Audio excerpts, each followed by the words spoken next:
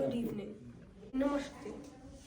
Today I will talk about Swami Vivekananda's journey to Amarnath. On the 25th, they journeyed on to Achabal, over a road of exquisite beauty. It was Achabal that the Swami, during an open-air meal, suddenly announced to his companions his intention to go to Amarnath in company with the 2,000 or 3,000 pilgrims then en route to the shrine. As a special privilege, Sister Nivedita was allowed to join him on the pilgrimage so that she, as a future worker, might have direct knowledge and insight into that time-honored religious institution of his country.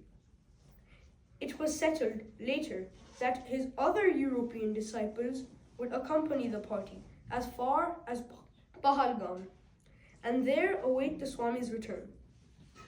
Accordingly, returning to the boats, the start was made next afternoon, July 26th, for Bawan, the first stopping place on the way to the sacred shrine of Amarnath.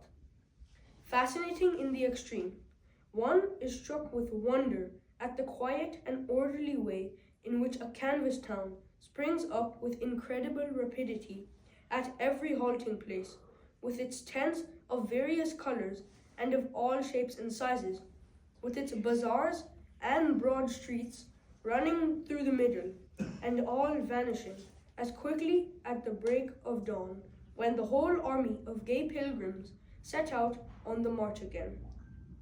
The glow of countless cooking fires, the ashen-smeared sadhus under the canopy of their large Gerua umbrellas, stuck in the ground, sitting and discussing or meditating before their dhunis. The sannyasins of all orders discussing in their various garbs. The men and women with children from all parts of their country in their characteristic costumes and their devout faces, the torches shimmering at nightfall, the blowing of conch shells and horns, the singing of hymns and prayers in chorus. All of these are most impressive and convey, to some extent, an idea of the overmastering passion of the race for religion. The journey through the gorges of the western Himalayas, set against some of the most breathtaking scenery in the world, was nothing short but mesmerizing. All of it reflected, in its own way, the profound and overmastering passion of the people for their religion. Taught by Sri Ramakrishna, the Swami, in common with his fellow disciples, had learned to observe scrupulously all those customs and rules of conduct which had become consecrated during the ages by the faith of millions. Thus, while presiding over a puja or religious service, or over the initiation of a disciple into sannyasa, he would see to it that all the necessary materials and accessories were correct in their minutest details and made ready in a proper way, and that the ceremony and chanting of mantras and so on were conducted strictly in accordance with Vedic injunction. While on the pilgrimage, he would do everything in the same devout way as the most simple-minded woman about him. He would bathe in the holy waters, offer flowers, fruits, and sweets to the object of worship before breaking his fast, making obeisance, prostrating himself on the ground, tell his beads, make pradakshina, and the like. The Swami, as befits one whose methods were always constructive and respectful of the varying stages and tendencies of those who came in to him for guidance, as well as the vast number of pilgrims all about, made himself one with everyone in these ceremonials and rites. And so we see him imbued with the spirit of the pilgrimage, practicing austerities with devotion and ardor, eating one meal a day cooked in the orthodox fashion, seeking solitude and silence as far away as possible, telling his beads and devoting much time to meditation in his tent. On the hundreds of monks The Swami's influence was tremendous, though at first he encountered strong opposition from the more orthodox of them because of the presence of his foreign disciples. When their tents were pitched too near to the pilgrims' camp, the sadhus raised a clamor, demanding that they be moved further. The Swami treated their complaints with scorn, until a Naga sadhu came up to him and said meekly, "Swamiji, you have the power, but you ought not to manifest it." The Swami understood and had the tents removed at once. Curiously enough, from the next day they all made way for him, and his tent, as well as that of Sister Nivedita, was placed at the head of the camp in some commanding position. Throughout the rest of the journey, at every resting place, the Swami's tent was besieged by scores of monks seeking knowledge from him. Many of them could not understand his broad, liberal views on religious subjects and his warmth of love and sympathy for Islam.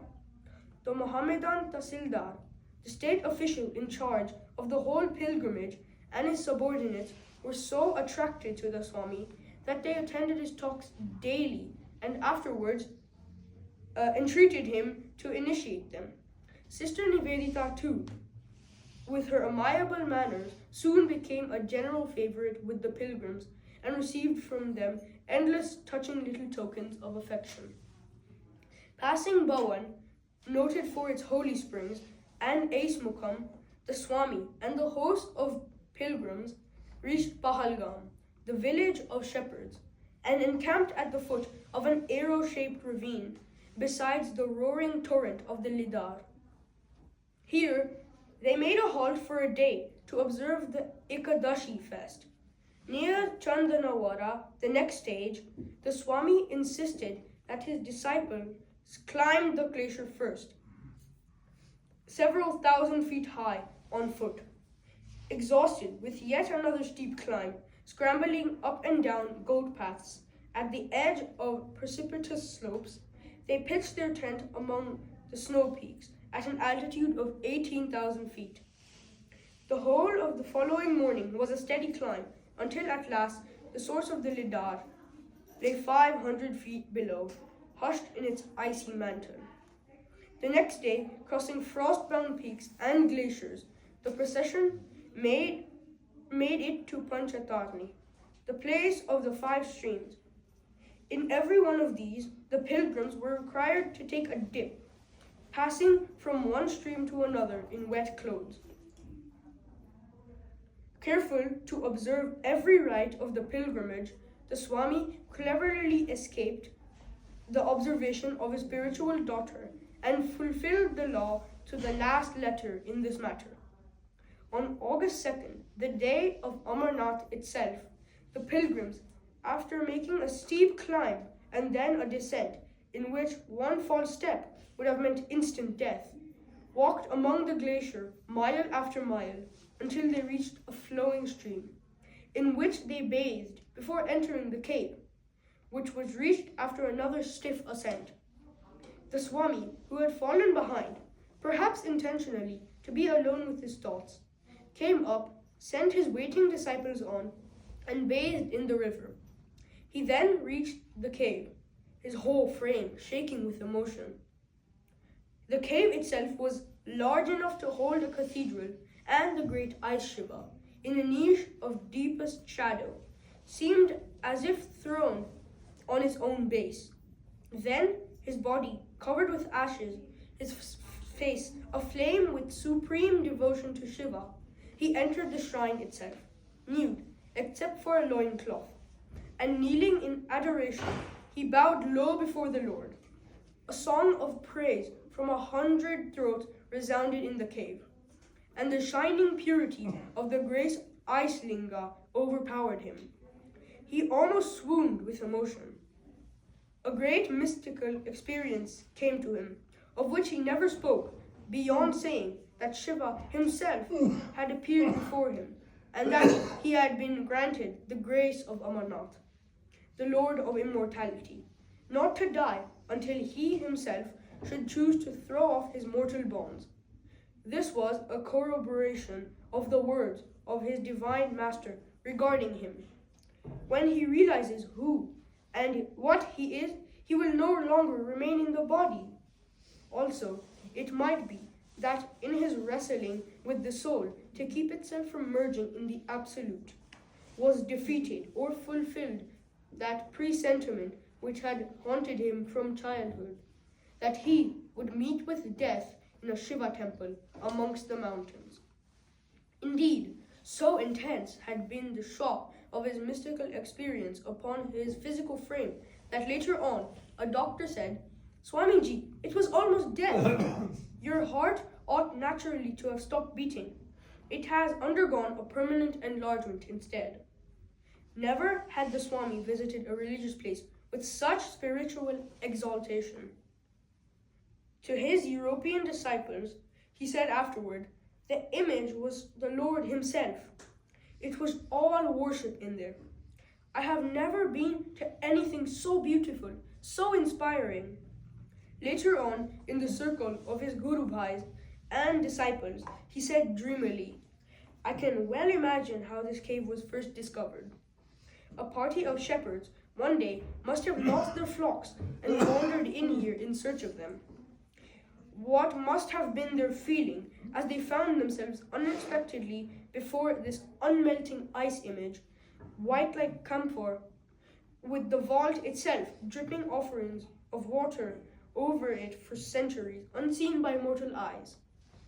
Then, when they came home, they whispered to the other shepherds in the valleys how they had suddenly come upon Mahadeva. Be that as it may, in the case of the Swami, it was truly so, in that he entered the cave and came face to face there with the Lord himself. And if Amarnath had been awe-inspiring religious experience to him, even more so than Amarnath was the Swami to his companion. So saturated had his personality become with the presence of that God that for day thereafter he could speak of nothing but Shiva. The journey down to the mountain trails to Pahalgam was captivating. Along the way, the party passed the renowned Lake of Death, where, on one occasion, an avalanche, believed to have been triggered by the sheer volume of the pilgrims' songs, swept away about 40 of the pilgrims. The Swami and some of the pilgrims took a shortcut from here by following a narrow sheep track that led down the face of a steep cliff. At Pahalgam, there was joy when he again met his other European disciples, and the Swami talked of nothing but Shiva, the shrine, and the great vision that had come upon him. On 8th August, the party was on its way to Srinagar, where they remained until the September 30th. During this time, the Swami frequently went off in his boat by himself and remained for days in the strictest solitude. His desire for introspection and meditation became more and more pronounced. Nevertheless, he continued to instruct his disciples about India and his own ideas, dwelling in particular on the inclusiveness of his conception of the country and its religion, his longing to make Hinduism active and aggressive, a missionary faith without its present don't-touchism, and the necessity of commingling the highest ideals. To him, Shiva, the Eternal One, the great monk, wrapped in meditation and aloof from all worldliness, was all in all. He envisioned combining the meditative with the most active spirit, vast as the ocean, and as broad as Ramakrishna, who, he declared, was the ideal.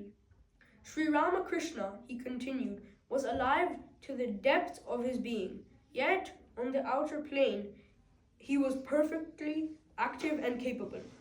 At one time, before the trip to Amarnath, when someone had asked him, "Sir, what should we do when we see the strong oppress the weak?" He had replied without hesitation, "Why, thrash the strong, of course." Thank you. So this is 98. This is when he returned to the central monastery, which is Belur for several days he, he was not speaking to anyone. He was remaining silent.